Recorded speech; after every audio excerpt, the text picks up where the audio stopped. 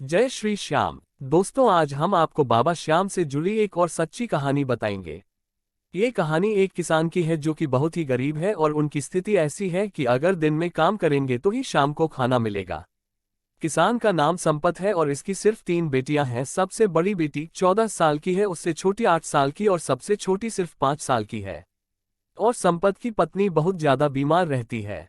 इसके इलाज के लिए संपत ने अपने गांव के बड़े जमींदार से कर्जा लिया, लेकिन ये जमींदार बहुत ही नीच आदमी था, जो कर्ज देने के बदले बहुत ज्यादा ब्याज लिया करता था। अगर सामने वाला पैसे ना चुका पाए तो उनके घर जमीन सब जगह कब्जा कर लेता था।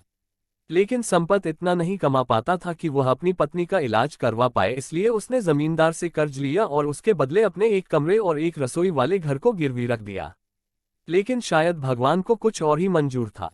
संपत की पत्नी का इलाज नहीं हो पाया और उसकी अकाल मृत्यु हो गई। अब तो जैसे संपत पर मुसीबतों का पहाड़ ही टूट गया। एक तो पत्नी के मौत का गम और ऊपर से 3 बेटियों को संभालना। और मुसीबतें अभी खत्म कहाँ हुई थी, उस जमींदार ने भी संपत पर दबाव बनाना शुरू कर दिया कि तुमने अभी तक मेरे पैसे नहीं लौटाए, अगर जल्द ही पैसे नहीं दिए तो मैं तुम्हारा घर छीन लूंगा। अब संपत को कुछ भी समझ नहीं आ रहा था।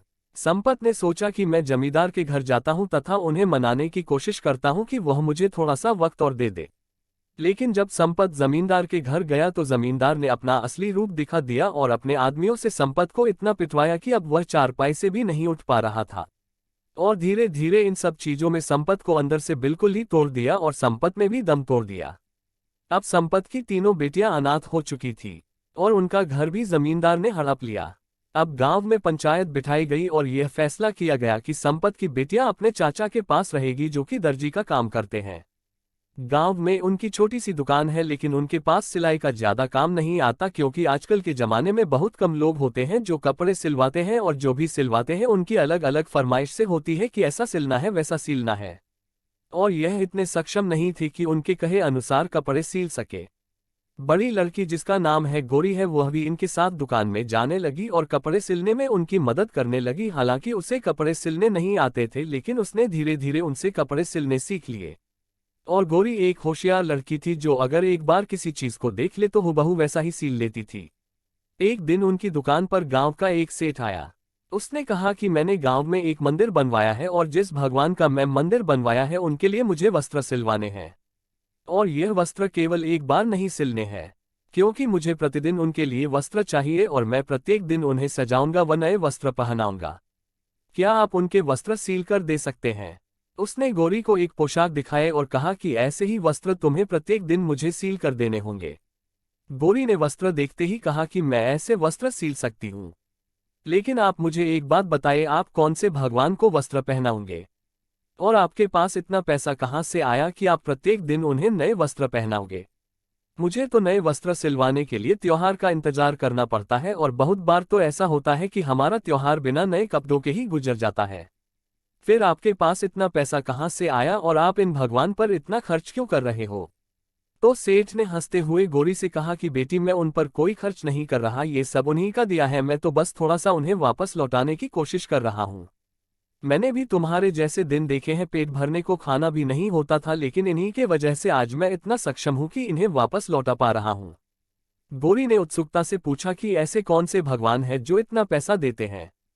तो सेठ ने बताया कि मैंने खाटू श्याम का मंदिर बनवाया है और यह पैसे नहीं देते हैं, बल्कि यह आपको इतना सक्षम बना देते हैं कि आप अपनी सारी जरूरत को पूरा कर सको। बस उनके लिए मन में श्रद्धा और भक्ति रखो और वह तुम्हें कभी निराश नहीं करेंगे। तो गौरी ने कहा कि फिर तो मैं भी आपके भगवान की पूजा करूंगी, जिससे मैं अपनी दोनों बहनों को पढ़ा पाऊं और चाचा जी की भी मदद कर पाऊं। तो सेठ ने कहा कि जरूर बेटी, भगवान किसी के अपने या पराया नहीं होते, वह तो सभी के होते हैं।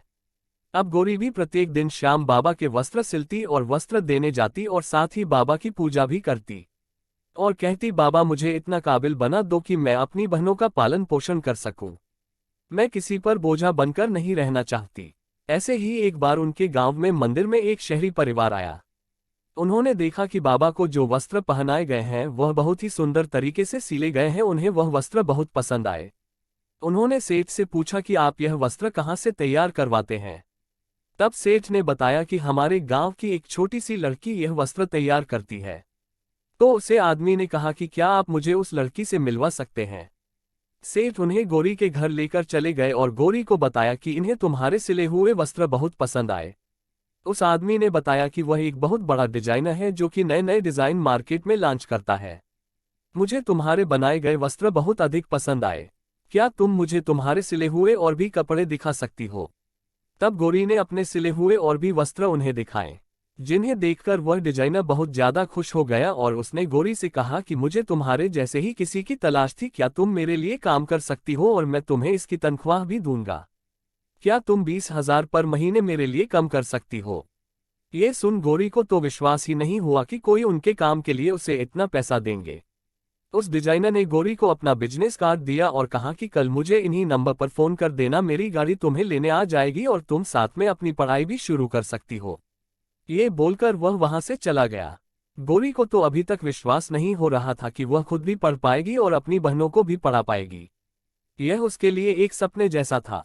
तभी उस सेठ ने गौरी से कहा, देखो बेटा, बाबा ने सुन ली ना तुम्हारी। क्या तुम भी अब मेरी तरह बाबा पर खर्च कर पाओगी?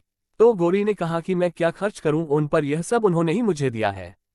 अगर मुझे पहले पता होता कि यह इतनी जल्दी सुनते हैं तो मैं अपने माँ बाबा को भी मांग लेती। और गौरी की आंखें आंसुओं से भर गई।